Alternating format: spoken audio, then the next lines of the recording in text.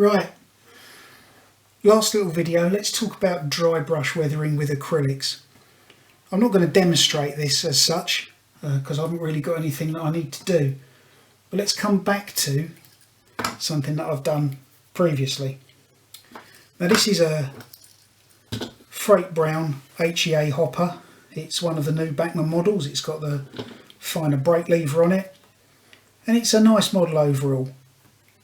Again, Bachmann have made possibly the same mistake that a lot of manufacturers have done.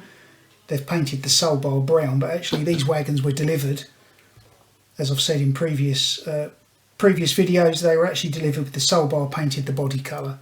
So all of these were painted from new, brown down to the W irons. That included the buffer beams and the buffer housings, and on the early ones at least, the buffer faces as well. The whole thing was Freight Brown.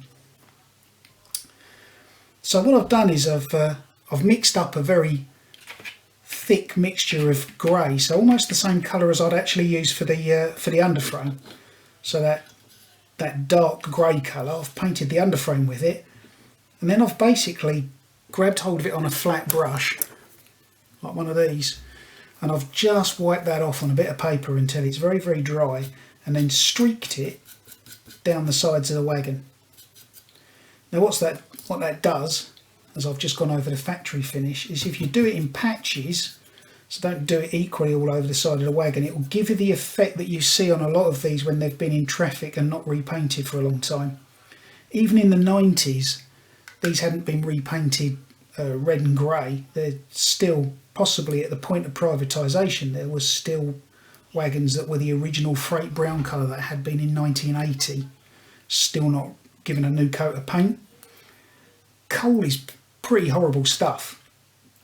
It's very abrasive. It really gets into materials and it really attacks them quite badly. So what you'll find is with these wagons that haven't been repainted, the coal will actually eventually, if it sits on the side, if that coal dust sits on the side for a length of time, it actually chews its way through the paint finish and will stick to the metal. So what you've got is a combination of original brown paint, rust and coal dust. These wagons are very, very dark. If you look at pictures you can find on the internet of rakes of wagons, some of these wagons are almost black. They're that covered in coal dust. And that effect's really easy to achieve. It is possible to do that, I think, with enamel paints. And certainly 20 years ago, every modeller worth their salt would be able to achieve that effect with enamel paints. But actually using acrylic paints, just try and wipe whatever that is off of there. Picked up some transfer debris by the looks of it. Any modeller worth their salt would have done this in enamels. But now it's possible to do it with acrylic paints, and it's possible to do it much quicker, and also to get a slightly different surface effect. So back in the day, your average modeller would be putting talcum powder into the paint to try and recreate that grainy, rusty finish. But actually using Games Workshop's acrylics and dry brushing them onto the side of the model means that by the time you've got down from this end to that end, which takes maybe a minute, maybe less, it's dried at this end. If you go back over it, you get a grainy texture on the surface. You can actually run your finger along that and feel a bit of texture on the surface that's now sat on there over the top of the factory finish. And that's great because, again, from your normal viewing distance, what you've got is you've got a patchy, streaky, slightly rough finish, which is more like the real thing than any amount of cleverness with enamel paint. And that's the last of the things that I'm going to talk about, really, and I'm not going to demonstrate that one directly as I don't have anything I need to do that to. This still needs to be finished off. I've got to go back and pick out the ladders in with my pallid witch flesh and put those back into that nice white colour.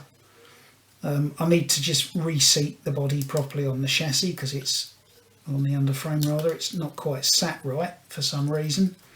Just tighten all the screws up, make sure it's all back together again, and then just go over and pick out some of the details a bit better. Footsteps tended to be kept clean, so even though they were white and filthy, even though the rest of the wagon was filthy, these white bits would be touched up on a regular basis. I do need to get some fairly abrasive thinners out and just remove the dirt over the tops panel, because although they tended to get covered in crud, as I say, by this stage these were vinyls and they tended to reject dirt quite happily. And also reinstate the overhead warning flashes. They actually sat proud of the surface on the wagon, so they wouldn't suffer the same effects as the weathering that's going onto the wagon side. They're actually small plates that are stuck or bolted onto the wagon, and that means that they would stay there. If this had been out in the sun for any length of time, they would actually fade, and replica railways do a sheet of faded overhead warning flashes which give you that very effect. So I'm going to dig some of those out and just apply those to the centre of the wagon. Yeah, and use a little bit of super strip, maybe just very gently work my way back to get that tops panel nice and white. And then what I'll probably do is tint the whole corner of the wagon with a little bit of those Games Workshop acrylic washes, just to give it a brown tint without making it look like I've accidentally painted over it. The other thing to do is to run some wash into the bits where I've clearly missed with the large paintbrush. Even though I dismantled this wagon to do the work, it's still difficult to get into some of the places where real stuff settles. Now, I think I said in the enamel workshop that I had a technique for getting dirt and dust onto underframes, and that's actually to use pigments. Now again, MIG sell pigments, Tamiya sell pigments, and also Cars weathering powders, which we've probably all been familiar with as railway modellers for the last, I don't know, 25 years or more. They're all essentially the same thing, which is ground up pastel colours. And that means that you can pick them up on a brush. Again, a flat brush is quite good for that. You can pick them up on a brush and you can actually dust them onto flat surfaces. The advance is that back in the day, you dust them all on, you'd varnish the model to fix it all in place, and then the texture that you got with the pigment would have vanished. What you get these days from people like AK Interactive and MIG is a pigment fixer. So it's a bit like people using clear floor polish to varnish a model before putting the transfers on, or then suddenly discovering you can use it for ballasting. If you dip clear in, it kind of soaks into the ballast and glues it solid without sitting on the surface. Well, pigment fixer is a similar sort of product in the sense that you brush the pigments on, and you can still use Cars weathering powder.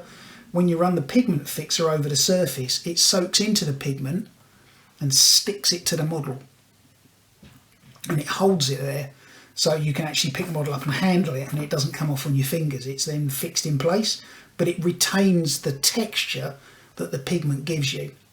So those wagons that I was talking about in the enamel workshop, where I've not got the pigment sat on the frame, the cove hops, I'm going to go back to those. I'm going to get myself some of the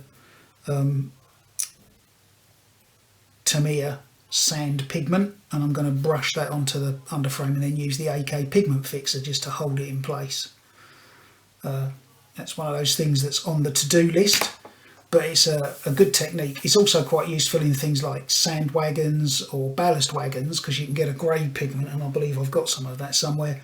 You can actually brush that into the corners of the wagons to show ballast dust, and then fix it in place in the wagon with the fixative, so you don't need to worry about it falling out when you pick the wagon up. You don't need to worry about putting your finger in the wagon and coming out with a load of grey dust on the end of your finger, which you then spread over all the other stock.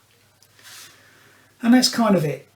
Unfortunately, because these are videos, I'm not able to take questions, but if you're at Lid and you've got any questions, then I'm sure Paul or anybody else will be able to collate all those, and I'll be quite happy to stage an answer session after the event. Hope you enjoy your weekend, everybody, and I hope you've enjoyed these videos.